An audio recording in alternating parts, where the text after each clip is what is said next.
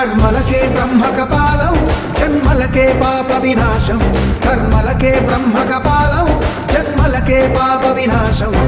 వ్యాసం ఇతిహాసం ఆ వ్యాసుడు ప్రవచించంగా పట్టం గణపతిదై కురు చరితము విరచించంగా యజుస్సామరు అథర్వ శాఖలుగా